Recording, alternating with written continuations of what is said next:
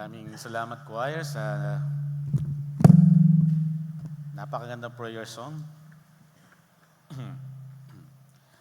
Good morning po sa bawat isa.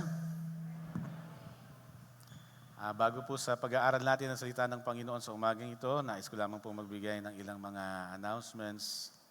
So bukas po ay prayer and fasting week natin. Simula po yun, no? Sorry, kuhanin ko lang pala yung makikiabot naman po. Yeah. Thank you.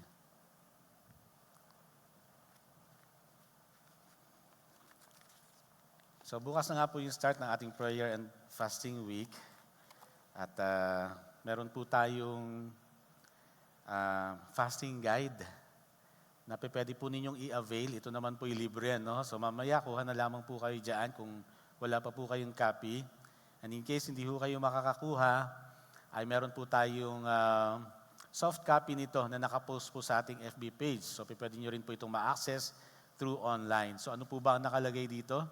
Of course, sinasabi ho dito na yung fasting ay isang Christian discipline at ina-explain din po dito bakit ba tayo nag-aayuno at tinuturo rin po dito, binibigyan tayo ng guide kung paano ho ba tayo magpaplano sa atin pong pag-aayuno. So maraming po kasing mga pamamaraan naman kung saan pwede po tayo maging kabahagi nito pong pag-aayuno. No? So meron po dito maging sa paghinto. Kung ikaw ay nag-participate sa fasting, paano ka tamang hihinto sa pag-fasting, which is also very important. Mahalaga po yun. No? So, and starting tomorrow, meron din po tayong mababasa dito ng mga devotional guides, no? Hanggang Friday, na nakasulat na rin po dito. Now, dito po sa bandang likuran ng atin pong guide na ito, ay makikita rin po natin yung ilan pa pong mga health guide for fasting. So, meron po tayong mga additional health tips kung paano tayo magpiprepare physically. Nandito rin po yun at pwede nyo pong basahin. I suggest na kung kayo po'y kukuha nito at magpa-participate kayo ng fasting, basahin nyo na rin po itong page 36 muna, no? Kasi napalagay po sa likod. Mahalaga pong mga guide po ito para sa atin as we join the fasting. So kung kayo po ay mag-join sa fasting, ay siguro since bukas na po ito magsisimula, ay magtimbang na ho kayo mamayang gabi para malaman kung ilan po ang inyong timbang. At pagdating ho ng Friday, kung kayo po ay mababawasan ng at least 2 kilos, ibig sabihin, kayo po ay nag-join ng fasting. Yan. Malamang nag-join kayo ng fasting. So, ang Diyos na po ang bahalang magbigay sa inyo ng reward. Yan. Meron lamang po tayong mga prepare ng mga activities for this week. Actually, in preparation for tomorrow's week-long prayer and fasting, mamaya po ay napakahalaga nitong prayer and worship festival na gagawin po natin. 5:00 po yan, so wag po kayong mawawala. Sama-sama ho tayong mag-worship sa Panginoon, sama-sama ho tayong manalangin sa Panginoon mamaya 5:00 po ng hapon dito. Okay? So wag ho tayong magpalit at wag ho tayong mawawala. Inaasahan ho namin kayo as we prepare for our week-long prayer and fasting. So again, yung atin pong fasting dates ay January 12 hanggang 16. Now, pagdating ho ng Miyerkules, meron po tayong prayer gathering tuwing 7:00 po ng gabi. At maganda rin na hindi po natin ito ma-miss kasi meron po tayong mga prayer activities na i-prepare po para sa atin pong prayer gathering. Gabi-gabi po yan, 7:00 mula po sa Miyerkules. So for tomorrow hanggang sa Tuesday, wala muna tayong gathering, pero pwede nyo pong gamitin yung fasting guide. But by Wednesday hanggang Friday, gabi-gabi, meron po tayong prayer gathering. So hope yan po ay clear po sa atin. And additionally, bukas din po ay mag-i-start po yung ating online daily devotion. So meron po tayong prepare din na online daily devotion. So ito po ay naka-live stream. Kaya join naman po kayo 5:00 ng madaling araw mula po bukas. Araw-araw ho yan hanggang Friday, no? And pwede rin ho kayong mag-submit ng inyo pong prayer request sa comment section kung kayo po ay naka-join sa live stream po natin bukas. So tuwing 5 o'clock po yan ng madaling araw, meron po tayong daily devotion para mas talagang ma-prepare po natin yung atin pong heart and mind dito po sa atin pong ginagawang prayer and fasting. So yan lamang po ang aking announcement at mamaya naman po yung marireiterate po yan during our announcement time. Now let's go to our topic for this morning. Ang atin pong tema ay align. God's Word brings life. No? God's Word brings life. At kung mapapansin po ninyo, yun pong series natin, ngayon pong January, ay based po dun sa acronym ng LIFE, yung life, which is a prayer as we start this new year. Ngayon pong January, ay nananalangin tayo sa atin pong Panginoon. At ito po yung mga pinag-aaralan natin. Last week, pinag-aralan po natin, Lead us, Lord. Humihingi tayo ng direksyon sa Panginoon. Kaya po yung main passage natin, last Sunday ay Psalm 119.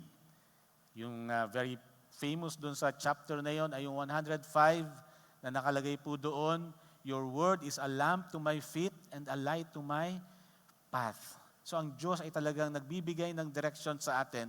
And that is our prayer as we start this new year, that God would give us direction.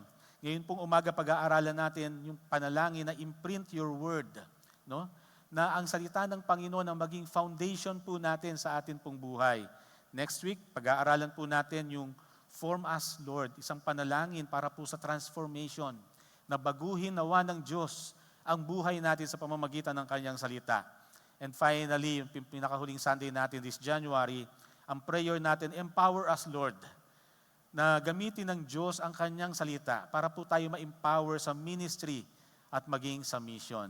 So yan po yung acrostic ng LIFE na siya po nating series ngayon pong buong buwan ng January. And let this be our prayer as we face this new year. Nasa January pa lamang po tayo, mahalaga po ang mga panalangin ito. And for this morning, ang pag-aaralan nga po natin, Lord, imprint your word. Alam niyo po, napakahalaga kung ano ang naka-imprint sa atin pong mga puso dahil tiyak na yung mga naka-imprint sa puso natin ang pagtitiwalaan natin kapag dumadating yung krisis sa atin pong buhay. Alam niyo, lahat po tayo may automatic response kapag humaharap po tayo sa mga problema. Kapag may sakit po tayo, kapag may takot, kapag may mga bagay na hindi ho natin kontrolado sa buhay, meron tayong automatic response. At sa kultura nga po natin bilang mga Pilipino, malinaw po ito. Diba, sa mga estudyante, kapag may exam, may specific na santo na lalapitan. Pag meron pong sakit, merong patron. Diba? Pag may mga pangangailangan, meron po tayong mga tinatakbuhan. Hindi na ho natin usually tinatanong, tama ba ito o mali? Ito po ay nagiging automatic na sa atin. Ang tanong ay, bakit ba ito automatic? Because what is deeply imprinted in the heart becomes our instinctive trust. Yun po yung pinagtitiwalaan natin. Now, dito po sa passage natin sa Deuteronomy chapter 6, ito po ay sagot ng Diyos sa isang napakahalagang tanong. At ano po yun? Ano ba ang dapat na nakaukit sa puso natin ng kanyang bayan? No? Para manatili po silang tapat kahit wala na silang leader, kahit bago na ang henerasyon. At ang sagot po ng Panginoon dito po sa passage natin pong pag-aaralan ay ang mahalaga ay hindi po mga ritual, hindi ang mga symbol, hindi ang mga substitute, kundi ang kanya pong salita na dapat ay deeply and intentionally naka-imprint po sa atin. Now, basahin po natin ang passage na ito sa Deuteronomy chapter 6, verses 4 to 9. And as usual, may I ask everyone to please rise bilang respeto po natin sa salita ng Panginoon natin pong babasahin. Ang sabi po dito sa ESV, Hear, O Israel, the Lord our God, the Lord is one. You shall love the Lord your God with all your heart, and with all your soul, and with all your might. And these words that I command you today shall be on your heart. You shall teach them diligently to your children, and shall talk of them when you sit in your house, and when you walk by the way, and when you lie down, and when you rise. You shall bind them as a sign on your hand, and they shall be as frontlets between your eyes. You shall write them on the doorposts of your house and on your gates. Pagpalain ng Panginoon, pagkabasa ng kanyang salita. Maaari na pong makaupo ang bawat isa. Now, konting background lamang po dito sa Deuteronomy. Ito po ay covenant renewal. Kung papansin po natin, babalikan natin yung chapter 5, muling ibinigay po ni Moses yun pong 10 utos sa mga Israelita. Ito po yung panahon na nandun na po sila sa plains of Moab and malapit na po silang pumasok doon sa promised land.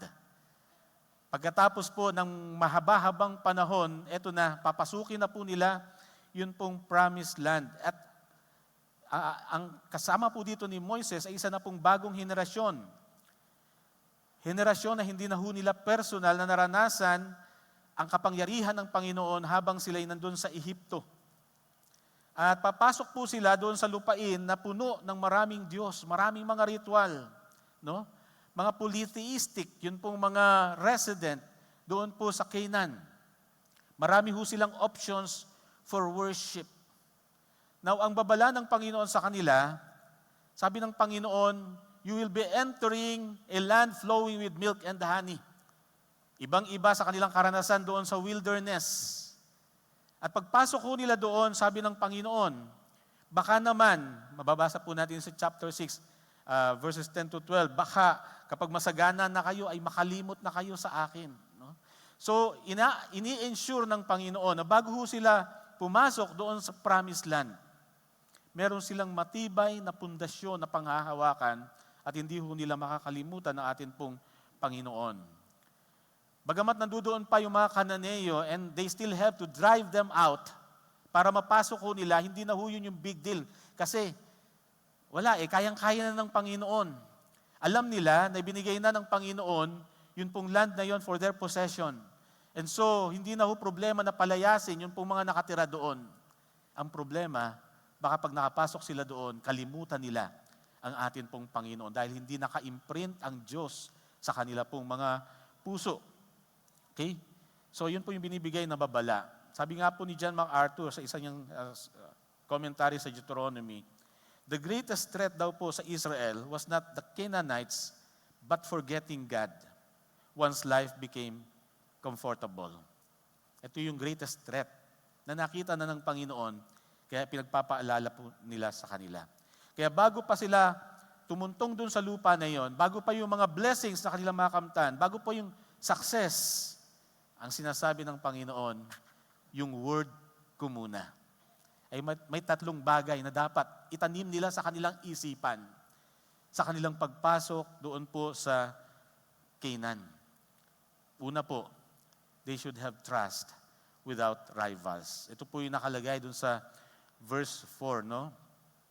Alam nyo, mahalaga na meron silang pinagtitiwala ang iisang Diyos at wala hong karibal ang pagtitiwalang yon sa atin pong Panginoon. Ito yung unang-unang paalala ng Panginoon sa kanila.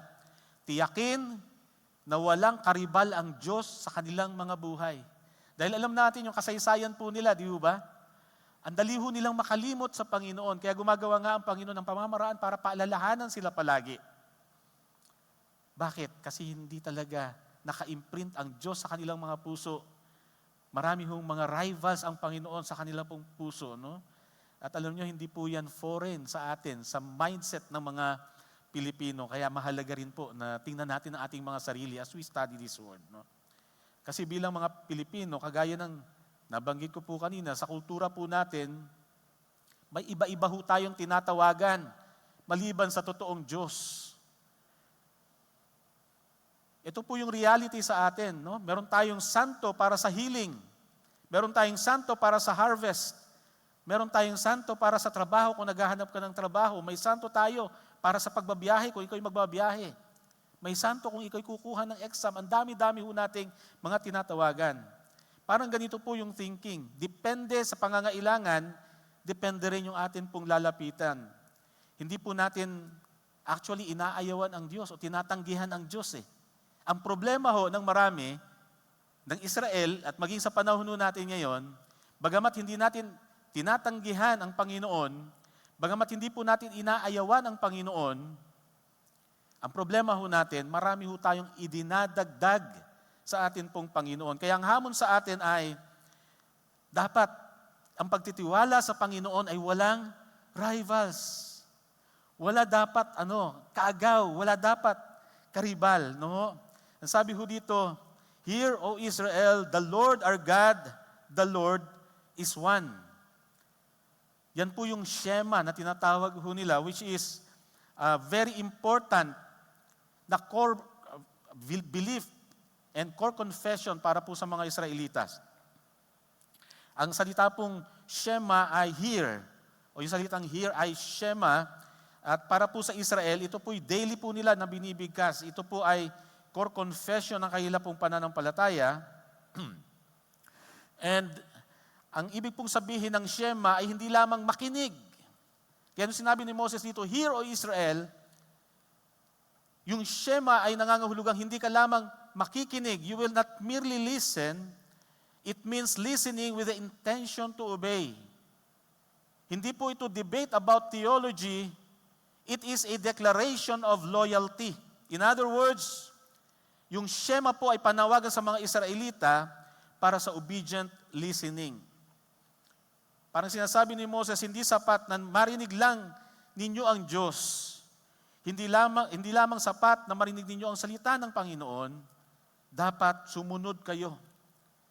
So ipinapahayag po ng Shema, "Hear, O Israel," no? Na yung oneness ng atin pong Panginoon and exclusivity ng Diyos. Sabi dito, "The Lord is one." At yung one na binabanggit dito ay hindi lamang isang number o kaya naman ay doktrina ng monotheism. Ang ibig pong sabihin ng "The Lord is one" ay wala ho siyang kahati. Wala ho siyang kapantay, wala ho siyang kapalit. At gaya sinabi ko kanina, dapat wala ho siyang karibal.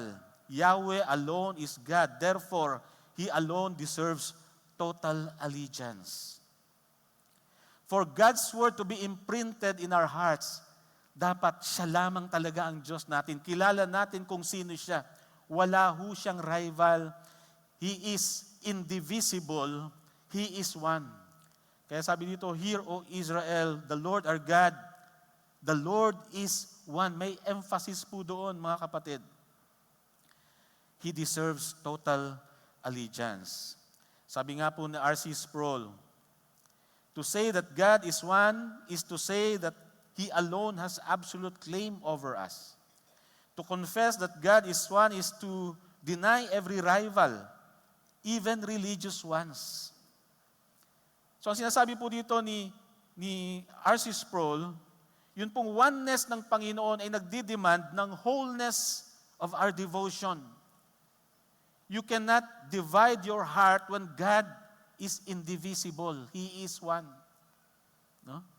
So iisa lamang ang Diyos. At yun po ang simula dapat ng atin pong pananampalataya.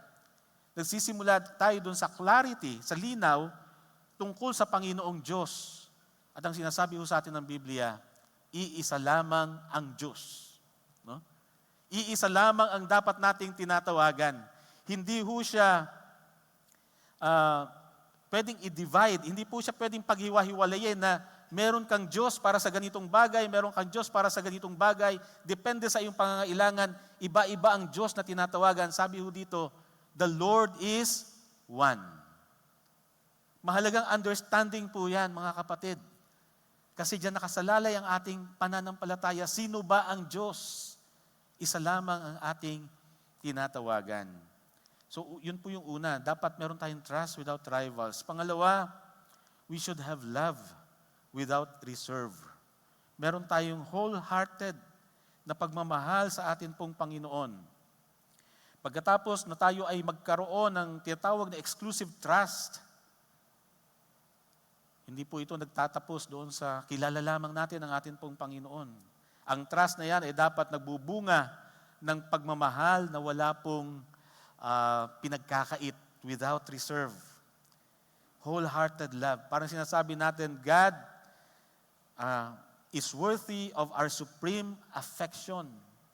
And this is not emotional affection alone.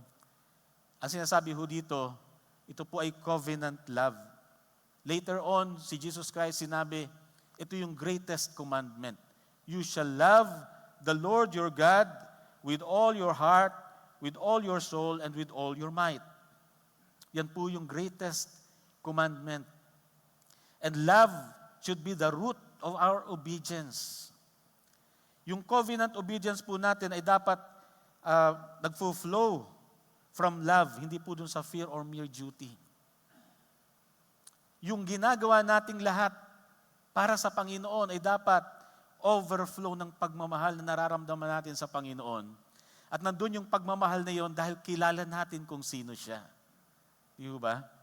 So yun po yung napakahalaga. You shall love the Lord your God with all your heart and with all your soul and with all your might. Yung love is a covenantal loyalty po, hindi lamang emotion, but the totality of one's being, yung kabuuan ng buhay po natin. Yung atin pong puso, sabi dito, with all your heart, yan po yung inner na commitment po natin. Maaaring alam na po natin na sa Bible, ang heart po ay hindi po yung nagpapump ng blood. Hindi po yung organ. Ang heart ay yung center ng atin pong being, the center of our desires, yung center ng ating thought, ng ating intentions, ng ating affections. Sabi ng Panginoon, mahalin mo ang Diyos ng buong buhay mo. Siya ang sentro ng buhay mo. Yun ang command, no? And sabi dito, soul, with your whole self, with your entire being. Alam nyo, yung understanding po ng mga Hebrews, ng mga Jew tungkol po sa soul ay hindi po yung immaterial part ng isang tao. Hindi kagaya ng understanding natin sa ngayon that we are composed of material and immaterial. Sa kanila pag sinabing soul, yung nephesh, yun po yung entire being, kung sino ka, yung identity mo. Yan yung iyong soul para sa kanilang understanding. Now sinasabi ng Panginoon, mahalin natin ang Panginoon, ang buong identity natin, ng buong kung sino tayo. With all your soul, with all your heart, sa sentro ng iyong pagkatao, mahalin mo ang Panginoon. No? And mahalin mo siya with all your soul, ng buong identity mo, kung sino ka, with your whole self. And sabi dito, love Him with all your might. Mahalin mo siya ng lahat ng meron ka, yung total capacity and resources na meron ka. No? Kaya nga, ang pagmamahal sa Panginoon ay laging may kaakibat din na sakripisyo, pero dahil sa pagmamahal, hindi ho natin nakikita yung sakripisyo. Bakit natin sinasabing may sakripisyo? Kasi nga, lahat ng meron ka ay gagamitin mo sa pagmamahal mo sa Panginoon. Time, talent, treasure, kagaya ng paulit-ulit nating naririnig. No? That's loving God with all our might. Hindi ho tayo nagmamahal sa Panginoon na meron ho tayong lakas pero hindi ho natin ginagamit para paglingkuran siya. Ang totoong pagmamahal sa Panginoon ay paggamit ng ating lahat ng resources, lahat ng meron tayo para paglingkuran ang Panginoon. At hindi po yan nagiging isang sakripisyo because we do it out of love. Di ba sabi nga po, love knows no sacrifice. Wala akong sakripisyo sa pag-ibig kasi ginagawa mo wholeheartedly. Di ba? Hindi ka pinipwersa, hindi ka pinipilit na gawin ng isang bagay. Hindi ka dinadrag na gawin ng isang bagay. Out of your love for the Lord, ay sinasabi ho na pinaglilingkuran ho natin siya. Ang sabi pa rin po ni John MacArthur, this command allows no divided loyalty and no partial obedience. Nung gumawa ho siya ng commentary sa Matthew based dun sa the greatest commandment, yan po yung sinasabi niya. Kasi yung sinabi ng Panginoon na greatest commandment, di ba? Love the Lord your God with all your heart, with all your soul, with all your might or strength. No? Lahat ng meron ka ay gamitin mo para mahalin ang atin pong Panginoon. True devotion to God is measured by total surrender, not religious activity. Alam niyo po, ito pong love na ito is not produced by effort alone. It is the response of a heart captured by grace. Kapag naranasan na natin yung grace ng Panginoon, na alam natin we are so undeserving, pero minahal tayo ng Panginoon. Yun po yung sinasabi sa 1 John 4:19, we can love because God first loved us. Doon ang gagaling yung pagmamahal. Alam niyo, ang maganda dito, hindi yung sinasabi ng Panginoon isang bagay na gawin natin sa sarili nating kakayahan. Binigyan ho tayo ng kapasidad ng Panginoon para gawin yung bagay na yon. And the more we understand grace, the more we understand who God is, that He is one. He is so exclusive. Wala ho siyang katulad. There is none like Him. No? At tayo po ay biniyayaan niya. Binigyan niya tayo ng pansin, hindi man tayo karapat-dapat. Wala ho tayong ibang pwedeng maging response kundi mahalin ang atin pong Panginoon. We can love because He first loved us. Pangatlo po, life without gaps. Basahin ko po ulit mula sa verse 6. At ang sabi nga po dito, "And these words that I command you today shall be on your heart.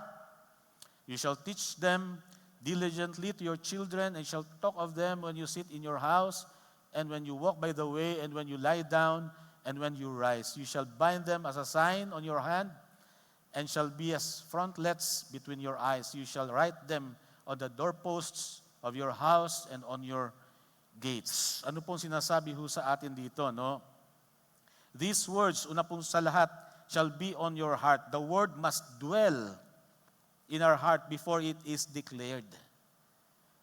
Yun po yung encouragement na binibigay sa atin dito. Yun daw pong salita ng Panginoon na hindi lamang nandun sa shelf, iniiwan natin dun sa ating mga shelf, di po ba? Hindi lamang po yan sa cellphone natin, na paminsan-minsan ay binubuksan natin. Ang salita daw po ng Panginoon hindi lamang dapat nasa isip natin. Ang salita ng Panginoon ay dapat nasa puso natin. The word must dwell in our hearts. Okay? Alam niyo, yung mga Puritan ay kilala sa pagmamahal sa salita ng Panginoon. At talaga nag-i-spend ho sila ng time para basahin ang salita ng Panginoon individually and as a family. In fact, may nabasa po ako sa Puritan life nung panahon na yon, subject for disciplinary action ng isang simbahan ang pamilyang hindi nagkakaroon ng family devotion with the Word of God. Tindi yan, no? Parang ang layo ho natin yata doon, no? Sa kanila, pag nalaman na wala kayong regular family devotion, that you are feasting on the Word of God together as a family, that will be a subject for disciplinary action sa loob ng simbahan. Ganun ho nila pinapahalagahan ang salita ng Panginoon. At alam nyo, sa mindset po nila, sinasabi ho nila, they are reading the chapter of the Bible not only to finish the chapter, but to let the chapter finish its work in them. Yun yung kanilang prinsipyo.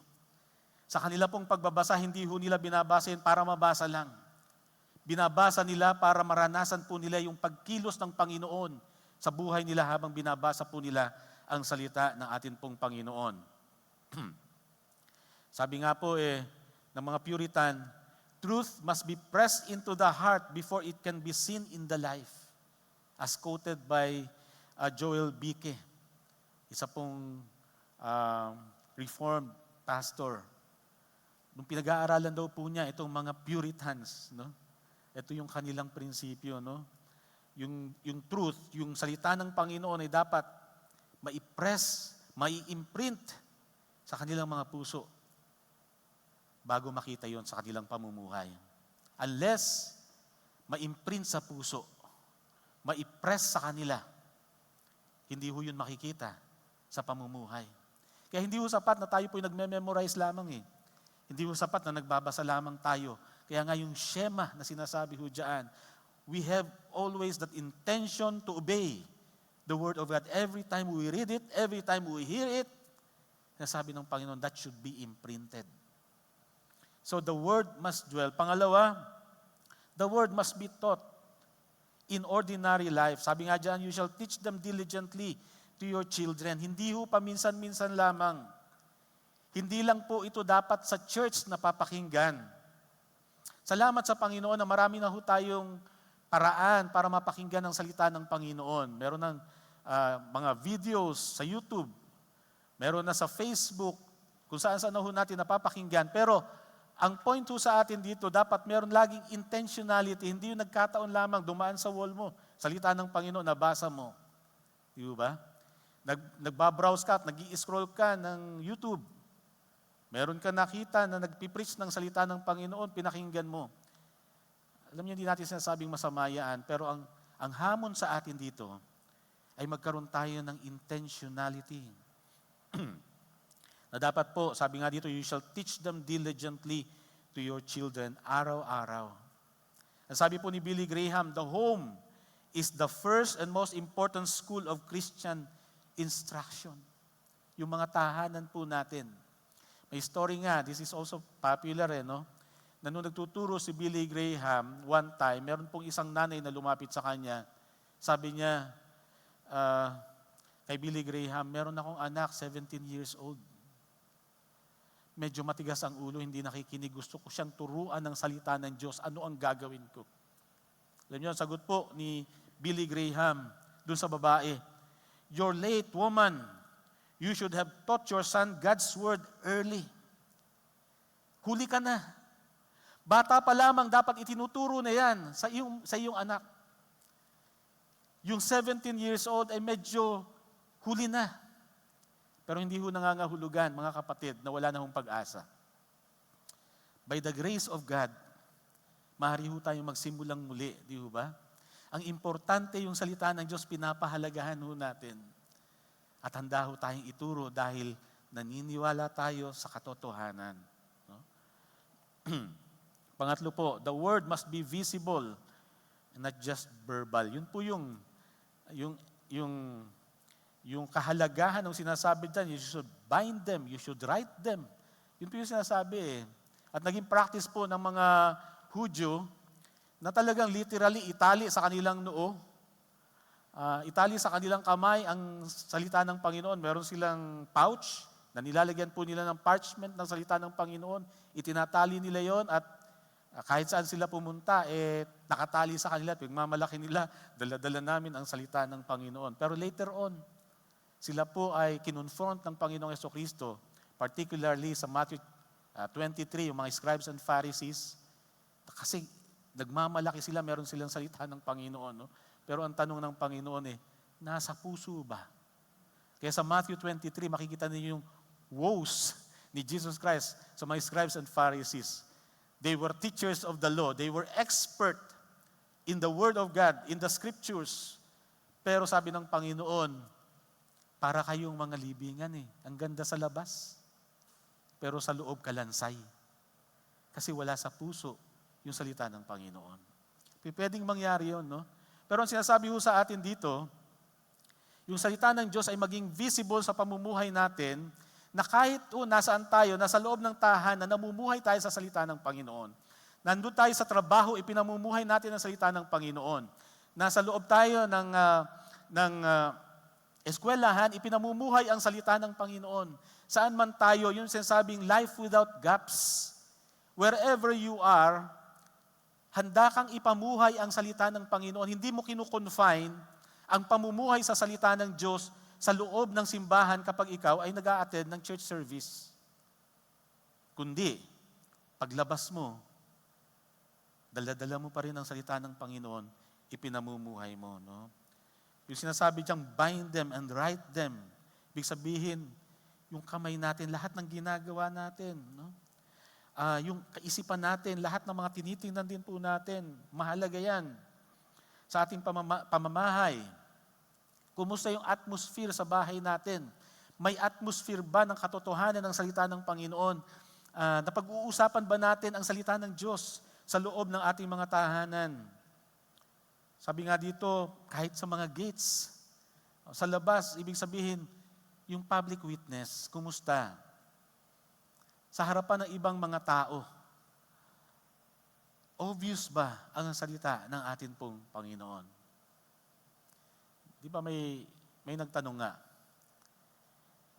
kung ang pamumuhay sa salita ng Diyos ay isang krimen,